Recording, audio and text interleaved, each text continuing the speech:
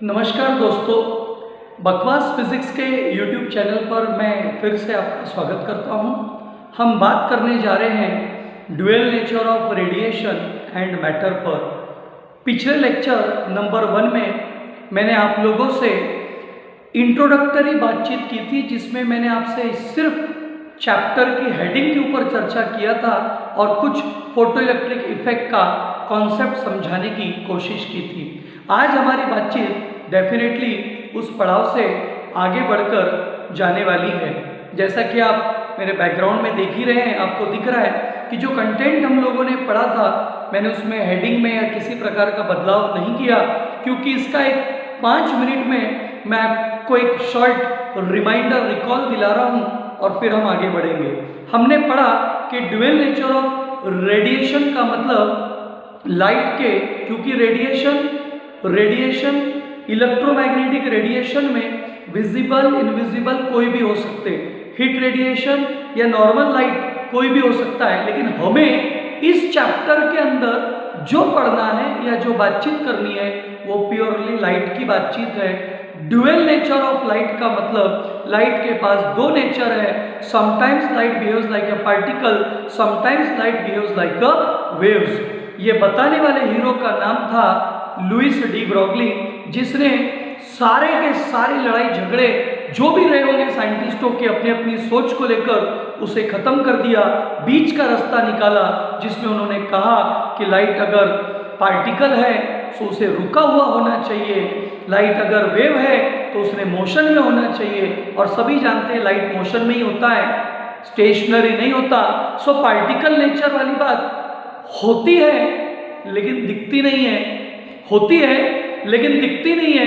इस बात को ध्यान रखते हुए लुइस डी ब्रोगली ने बैलेंस सेट कर दिया। तो वो एक बात इस चैप्टर में हमको सुननी है, सीखनी है, समझनी है। और जो दूसरी बात है वो है मैटर के साथ रेडिएशन का इंटरेक्शन। जो रेडिएशन है, जिसमें मैंने कहा कि मैं विजिबल और इनविजिबल की अगर बात करता हूँ, तो विजिबल में सनलाइट है, ऑर्डिनरी लाइट है, उसका इंटरेक्शन मैटर के साथ, मटेरियल के साथ। लेकिन रेडिएशन चैप्टर में भी हम लोग interaction of radiation with matter पढ़ते हैं।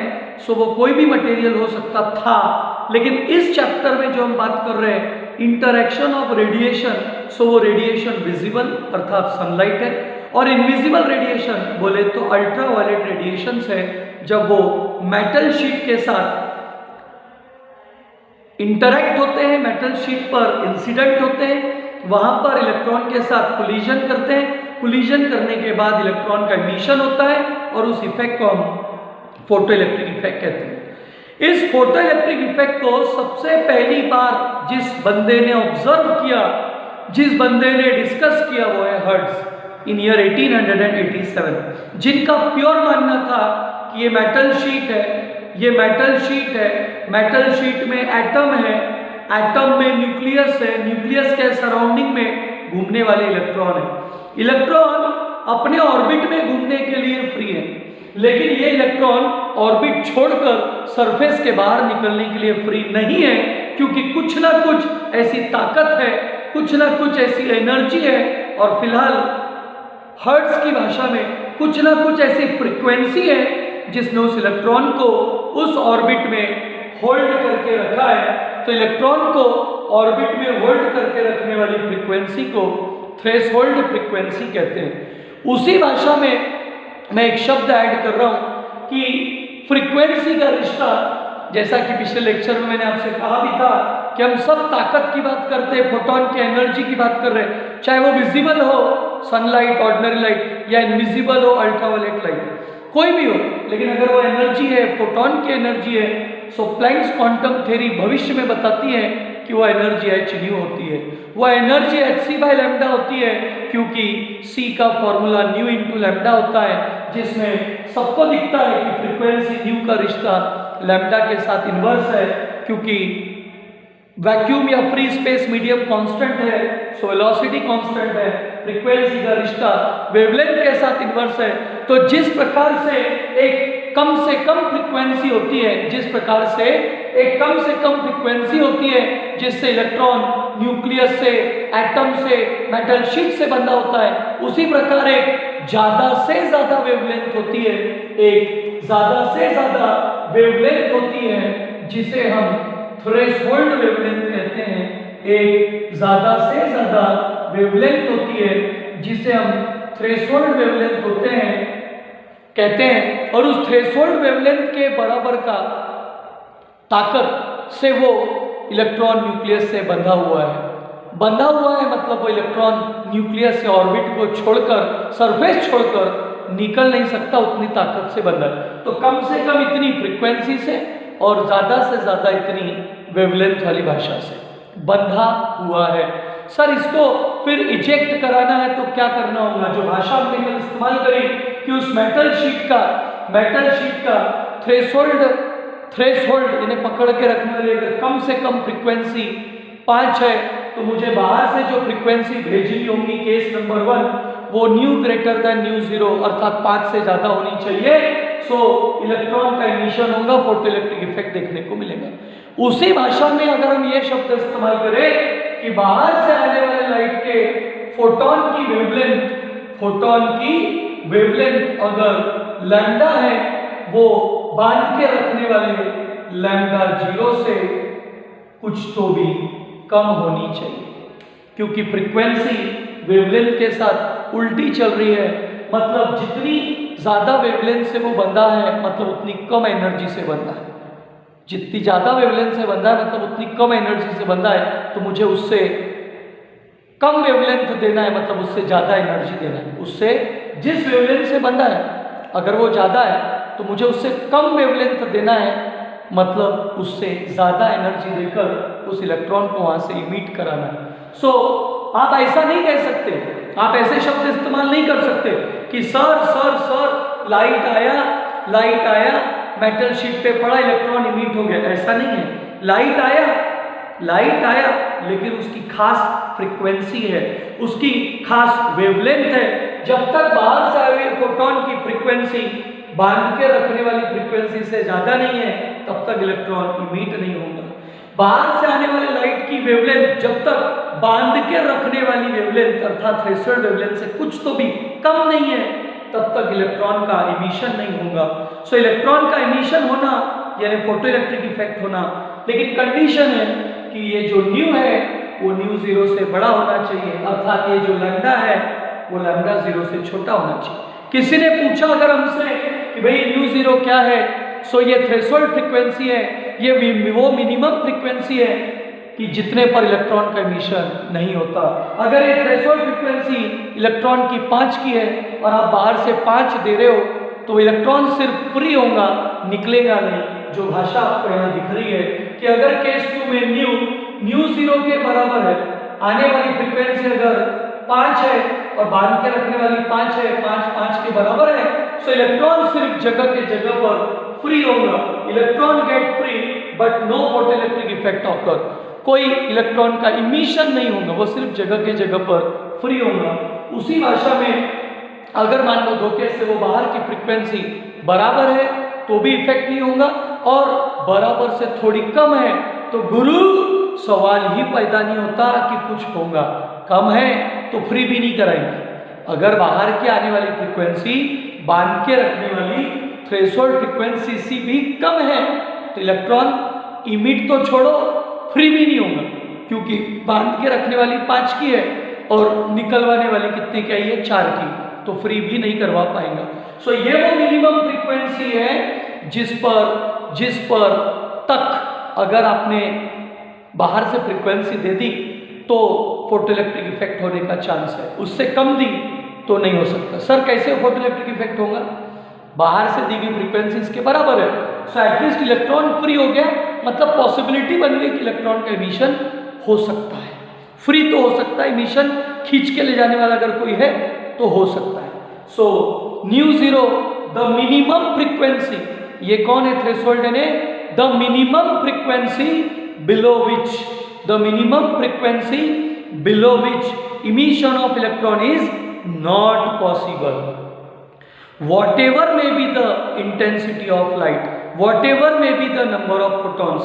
कल भी ये बात मैंने आपसे कही थी कि अगर एक फोटोन आता है सो वो एक ही इलेक्ट्रॉन निकाल सकता है, 10 फोटोन आएंगे वो 10 इलेक्ट्रॉन निकालेगा, 10 का करंट आएगा। मतलब जितने नंबर ऑफ फोटॉन्स आएंगे उतने इलेक्ट्रॉन इमिट होंगे, उतने इलेक्ट्रॉन इमिट होंगे उतना फोटो इलेक्ट्रिक करंट आएगा। मतलब सब एक दूसरे के साथ डायरेक्टली प्रोपोर्शनल है, बशर्ते न्यू की वैल्यू न्यू जीरो से बड़ी हो अर्थात लैम्डा की वैल्यू लैम्डा जीरो से थोड़ी सी कम हो। तो जितने फोटोन आएंगे उतने इलेक्ट्रॉन निकलेंगे, उतने का फोटो इलेक्ट्रिक करंट फ्लो होगा अगर nu greater than nu zero है तो। लेकिन अगर धोखे से nu less than nu zero है या nu less than equal to nu zero है तो गुरु बड़ी मुश्किल वाली समस्या आ जाएंगी। न्यू अगर लेस देन जीरो हो गया 100% लेस देन, मतलब बांध के रखने वाला कितने से 5 से, एक फोटोन आया कितने का 4 की ताकत का, 4 की फ्रीक्वेंसी का, दोस्तों वो इलेक्ट्रॉन इमिट होने वाला नहीं है चाहे 10 फोटोन आ जाए 100 फोटोन आ जाए, क्योंकि कंडीशन है कि एक इलेक्ट्रॉन को एक ही फोटोन क्या कर सकता है एट अ टाइम एब्जॉर्ब कर सकता है। एक फोटोन को एक ही इलेक्ट्रॉन एब्जॉर्ब कर सकता है। More than 2 photons, more than one photon absorbed by a single electron, the probability for this is always equal to 0. The probability of absorbing 2 photons by a single electron is always equal to 0. एक electron के द्वारा 2 photon absorb करने की probability 0 होती है। इसलिए photon का आने वाले लाइट का, चाहे वो विजिबल हो चाहे वो इनविजिबल हो, उस लाइट का सरफेस के साथ जब इंटरेक्शन होता है, सरफेस के साथ जब टकराव होता है, कोलिजन होता है, सो कोलिजन पूरी तरह से इलास्टिक कोलिजन होता है, किसी प्रकार की एनर्जी लॉस नहीं होता है, क्योंकि तुरंत एक फोटोन आता है, इलेक्ट्रॉन से कोलिजन करता है, फट से निकल जाता है। मतलब कोलिजन जो है वो पूरी तरह से इलास्टिक है, क्योंकि अगर ये फोटोन, भाषा सुनिएगा, अगर ये फोटोन 6 की फ्रीक्वेंसी का आ रहा है, एक फोटोन अगर 6 की फ्रीक्वेंसी का आ रहा है और 5 की फ्रीक्वेंसी अगर इलेक्ट्रॉन को फ्री करने में खर्च हुई है, सो 1 की फ्रीक्वेंसी से इलेक्ट्रॉन जाएगा, law of conservation of energy hold होगा, जितनी एब्जॉर्ब हुई, कहाँ कैसे खर्च हुई, उसका पूरा हिसाब बराबर मिलेगा और किसी प्रकार का लॉस देखने को नहीं मिलेगा। सो जो कोलिजन है फोटो इलेक्ट्रिक इफेक्ट के अंदर वो परफेक्टली इलास्टिक है।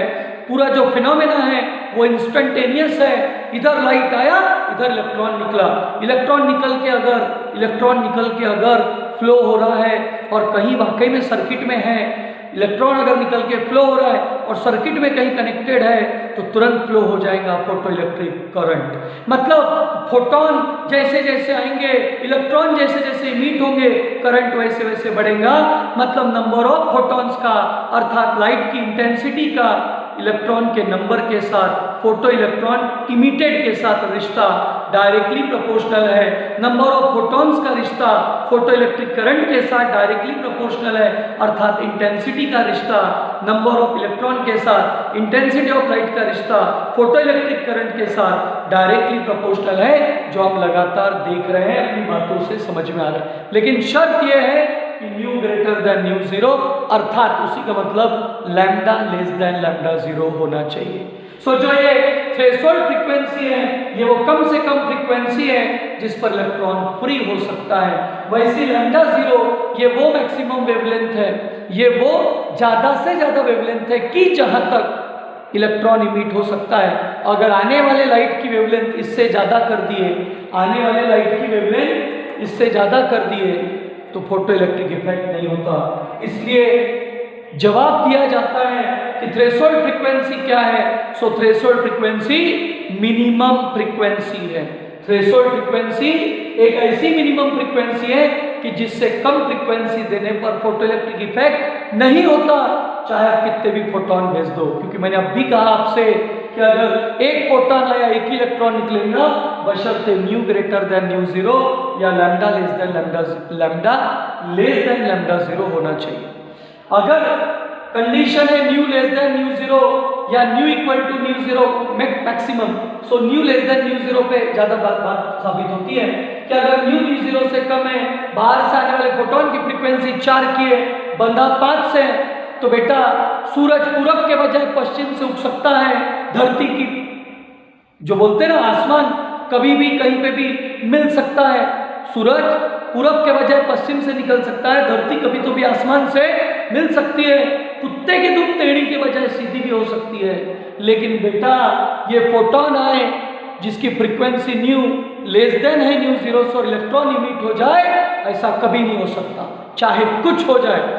इसलिए शब्द आया है कि ये वो मिनिमम फ्रीक्वेंसी है कि जिससे कम की फ्रीक्वेंसी अगर ये तो फोटो इलेक्ट्रिक इफेक्ट नहीं होता, व्हाटएवर में be the intensity of light. तुम कितने चाहे फोटोन भेज दो, एक भी इलेक्ट्रॉन का इमिशन नहीं होगा, क्योंकि फोटोन जितने भी आ रहे हैं सबकी फ्रीक्वेंसी 5 से अर्थात न्यू जीरो से कम है, सो एक भी इलेक्ट्रॉन इमिट नहीं होगा। ऐसा कभी नहीं सोचना कि 2-3 इलेक्ट्रॉन मिलकर एक 4 है दूसरा 4 है तो 8 हो जाए, 8 मिलके 5 वाले को निपटा देंगे, ऐसा अलाउड नहीं है, ये रूल के खिलाफ है, ऐसा नहीं होता है। सो ये बात हमने अपने दिमाग में रखनी है कि जो फोटो इलेक्ट्रिक इफेक्ट है वो ऑब्जर्व कब कब हो रहा है, जब nu greater than nu zero है अर्थात lambda less than lambda zero है, फोटो इलेक्ट्रिक इफेक्ट देखने को मिलता है। जब new less than nu zero है, फोटो इलेक्ट्रिक इफेक्ट देखने को नहीं मिलता है, चाहे इंटेंसिटी ऑफ लाइट कितनी भी क्यों ना हो। जब nu greater than nu zero या lambda less than lambda zero होता है, तो जैसे जैसे नंबर ऑफ फोटॉन्स बढ़ रहे हैं, इलेक्ट्रॉन की तादाद बढ़ रही है, करंट बढ़ रहा है, मतलब इंटेंसिटी का रिश्ता फोटॉन नंबर के साथ, फोटॉन नंबर का रिश्ता नंबर ऑफ इलेक्ट्रॉन के साथ, नंबर ऑफ इलेक्ट्रॉन का रिश्ता electric current photo electric current के साथ डायरेक्टली प्रोपोर्शनल है।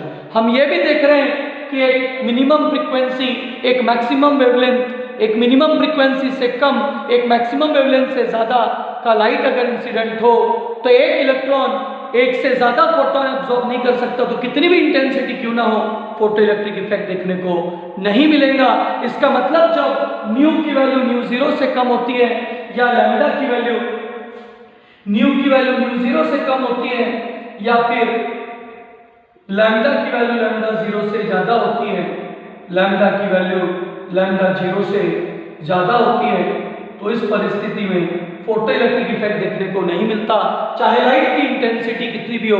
इसका मतलब ये हुआ if nu less than nu zero और lambda greater than lambda zero, intensity of light, number of photons incident on the metal sheet does not depends और does not have any relation with the number of emitted electron or with the photoelectric current.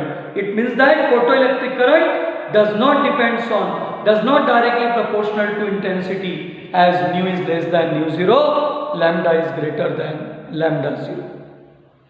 इसी में अगर हम बात करें तो दो शब्द और आते हैं जो कैरेक्टरिस्टिक्स कहलाते हैं, क्योंकि जितनी मैं चर्चा कर रहा हूं उनमें मेरी बातों में कैरेक्टरिस्टिक झलक रहे हैं। मैं आखिर में एक समराइज कर दूंगा कि फोटो इलेक्ट्रिक इफेक्ट क्या हुआ, वो समरी कैसी बन रही है, तो आपके ध्यान में आ जाएगी। ध्यान से सुनिएगा, जो भी लाइट आ रहा है उसकी जितनी ज्यादा फ्रीक्वेंसी रहेंगी, बांध के रखने वाली तो फिक्स है, 6 का आएगा तो 1 का इलेक्ट्रॉन निकलेगा, 7 का आएगा तो 2 का इलेक्ट्रॉन निकलेगा, 8 का आएगा तो 3 का इलेक्ट्रॉन निकलेगा। ये 3 का इलेक्ट्रॉन निकलना है कौन है, सो मूव कर रहा है, मतलब काइनेटिक एनर्जी। तो जो भी इलेक्ट्रॉन इमिट हो रहे हैं उनकी मैक्सिमम काइनेटिक एनर्जी, क्योंकि अगर ये 6 से आया 5 से बंधा था तो 1 से निकलेगा, वो 1 उसकी मैक्सिमम काइनेटिक एनर्जी हो सकती है। अगर किसी प्रकार का लॉस नहीं हुआ तो सबसे ज्यादा एनर्जी 1 की, कुछ इलेक्ट्रॉन हो सकते हैं 1 से कम वाले, लेकिन मैक्सिमम एनर्जी 6 का आया 5 से बंधा है तो 1 की रहेगी, वो है maximum kinetic energy of emitted electron, जिसका रिश्ता फ्रीक्वेंसी के साथ डायरेक्टली प्रोपोर्शनल है, क्योंकि जितनी फ्रीक्वेंसी बढ़ेगी इलेक्ट्रॉन की काइनेटिक एनर्जी उतनी ही ज्यादा बढ़ेगी। उसी प्रकार एक शब्द और आता है जिसका नाम है स्टॉपिंग पोटेंशियल, रोकने वाला पोटेंशियल, अटकाने वाला पोटेंशियल। सर ये कौन है? रोकने अटकाने वाले पोटेंशियल का मतलब होता है स्टॉपिंग पोटेंशियल। जब इलेक्ट्रॉन यहाँ से निकलते हैं, जैसे मैंने शब्द कहा, फ्रीक्वेंसी जितनी ज्यादा रहेगी इलेक्ट्रॉन उतनी ज्यादा ताकत का जाएगा। अगर यहाँ कोई एनोड प्लेट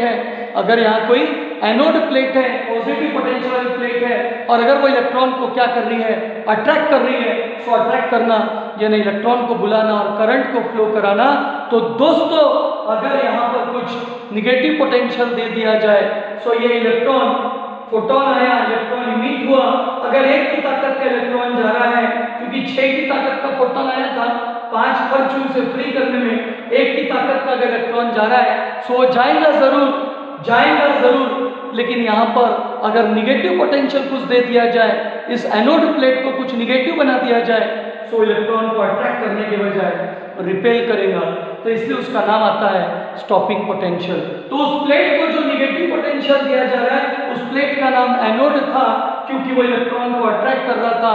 एनोड वो होती है जिसका पोटेंशियल पॉजिटिव होता है, सो वो इलेक्ट्रॉन को अट्रैक्ट कर रहा था, फोटो इलेक्ट्रिक करंट काउंट करने का काम कर रहा था। लेकिन हमें स्टॉपिंग पोटेंशियल की कॉन्सेप्ट समझनी है, सो हमें एनोड का पोटेंशियल जो पॉजिटिव है उसे धीरे धीरे कम करके 0 करना है, 0 के बाद निगेटिव करना है, ताकि इलेक्ट्रॉन आने से अगर रुक जाए तो हमें कॉन्सेप्ट आती है कि भाई जितनी ज्यादा फ्रीक्वेंसी का तुम फोटोन भेजोगे, जितनी ज्यादा फ्रीक्वेंसी का तुम फोटोन भेजोगे, उतनी ज्यादा एनर्जी का, उतनी ज्यादा काइनेटिक एनर्जी का इलेक्ट्रॉन यहाँ से इमिट होगा। जितनी ज्यादा फ्रीक्वेंसी का तुम फोटोन भेजोगे, उतनी ज्यादा काइनेटिक एनर्जी का इलेक्ट्रॉन इमिट होगा, और जितनी ज्यादा काइनेटिक एनर्जी का इलेक्ट्रॉन इमिट होगा, उसे रोकने के लिए उतना ज्यादा वर्क डन करना होगा। सो जो भी काइनेटिक एनर्जी मैक्सिमम है इमिटेड इलेक्ट्रॉन की, उसे रोकने के लिए वहां जो पोटेंशियल खर्च किया जा रहा है वो स्टॉपिंग पोटेंशियल है, और वो स्टॉपिंग पोटेंशियल उतना ज्यादा लगेगा जितना ज्यादा फोटोन की फ्रीक्वेंसी रहेगी। अगर ये 6 है, ये बंदा 5 से है, और 1 का एनर्जी लेकर, काइनेटिक एनर्जी लेकर इलेक्ट्रॉन जा रहा है, सो उसे 1 की वर्क डन करना पड़ेगा, 1 का वर्क डन करना पड़ेगा जो ठीक काइनेटिक एनर्जी के अमाउंट के बराबर और अपोजिट होगा। ये वर्क डन निगेटिव पोटेंशियल के माध्यम से हो रहा है, इसलिए वो रोकने के लिए काम करेगा। एक चेक कर रहे हैं हम कि रोकने के लिए कितनी एनर्जी खर्च हो रही है, सो रोकने वाला पोटेंशियल जो भी वर्क करेगा वो WE के बराबर होगा। सर ऐसा क्यों होगा? क्योंकि जो रोका जा रहा है वो एक प्रकार का पोटेंशियल है, पोटेंशियल V(S) है।